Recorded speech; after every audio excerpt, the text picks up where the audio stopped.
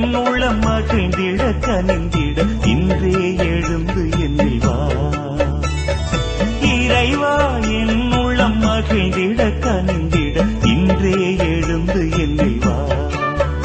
நான் காலமும் காத்திருந்து பூவாய் பூத்திருந்து உன்னை எதிர்பார்த்திருந்தேன். இறைவா என்னில் மகிழ்ந்தே இன்று வா. இறைவா என் உள்ளம் மகிழ்ந்திட கனிந்திட இன்றே எழுந்து என்னில் வா. கிறிஸ்து ஆண்டவரில் அன்புமிக்க சகோதர சகோதரிகளே, இன்றைய இறை வார்த்தைகளை நாம் ஆழமாக சிந்திக்கின்ற பொழுது பல்வேறுபட்ட விடயங்களை புரிந்து கொள்கிறோம். உலகில் நல்லவர்களாக உத்தமர்களாக வாழ்பவர்களை கண்டால் பலருக்கு பிடிப்பதில்லை. ஏனென்றால் தங்களது போலித்தனமான வாழ்க்கை கேள்விக்குட்படுத்தப்பட்டு விடுமோ என்கின்ற ஒருவிதமான அச்சம். எனவே இவர்கள் நல்லவர்களாக வாழ்பவர்களை பற்றி பல அவதூறு பேசி அவர்களை பற்றி தீய கருத்துக்களை மக்களிடத்திலே, குறிப்பாக அவர்களுக்கு நெருக்கமானவர்களிடத்திலே பரப்பி விடுவார்கள். இயேசுவும் இதற்கு விதிவிலக்கு அல்ல. இயேசு போதித்தவைகளை, அவர் செய்த புதுமைகளை மறைநூல் அறிஞர்களால் ஏற்றுக்கொள்ள முடியவில்லை. ஏனென்றால் அவைகள் அவர்களின் போலி வாழ்க்கையை தோலுரிப்பதாக அமைந்தது. அதனால் இயேசுவின் பெயரை களங்கப்படுத்த வேண்டுமென்ற எண்ணத்துடன் இயேசுவுக்கு பெயல்செபூல் பிடித்திருக்கிறது என்றும், இயேசு பேய்களின் தலைவனை கொண்டே பேய்களை ஒட்டுகிறார் என்றும் பொய்யான கருத்துக்களை மக்களிடையே பரப்பி வந்தார்கள்.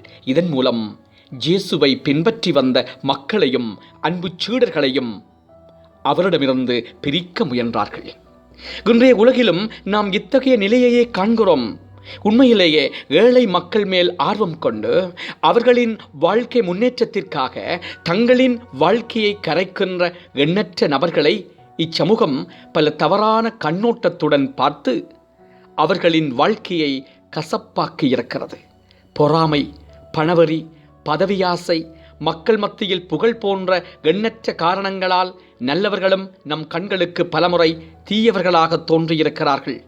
நாமும் இவர்களில் ஒன்றாக இருந்து விட்டோம் என்றால் அன்று இயேசுவின் பெயரை களங்கப்படுத்திய மறைநூல் அறிஞர்கள் மற்றும் பரிசேயர்களின் வாழ்வுக்கும் நமது வாழ்வுக்கும் வித்தியாசமில்லாமல் போய்விடும். சிந்தித்தவர்களாக இன்றைய நாளுக்குள்ளே செல்வோம். மன்றாடுவோமாக. அன்பின் பரலோக பிதாவே, இயேசு ஆண்டவரே, தூய ஆவியானவரே, உம்மை போற்றுகிறோம், உம்மை வாழ்த்துகிறோம். ஆண்டவரே, மக்கு ஆராதனைகள் செய்கிறோம். நீங்கள் எங்களுடைய வாழ்க்கையிலே செய்து வருகிற எல்லா விதமான நன்மைகளையும் எண்ணி வியந்து மகிழ்ந்து உளமாற நன்றி சொல்கிறோம். இன்னொரு புதிய நாளை எங்களுக்கு தந்திருக்கிறீரே.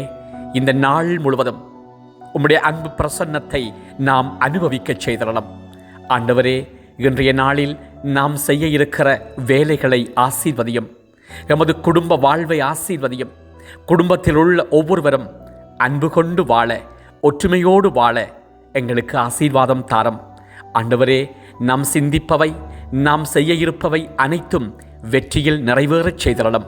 மேலாக நாம் என்றும் உமக்கு பிரமாணிக்கமாக வாழ எங்கள் ஒவ்வொருவரையும் கரம் பற்றி வழிநடத்தும் நல்ல தந்தையே. ஆமேன், ஆமேன். நேசம் என்னில் தந்திடுவாய், உன் பாசம் என்னில் பொழிந்திடுவாய். நேசம் என்னில் தந்திடுவாய், உன் பாசம் என்னில் பொழிந்திடுவாய். உணவாக என்னில் வந்து உறவாக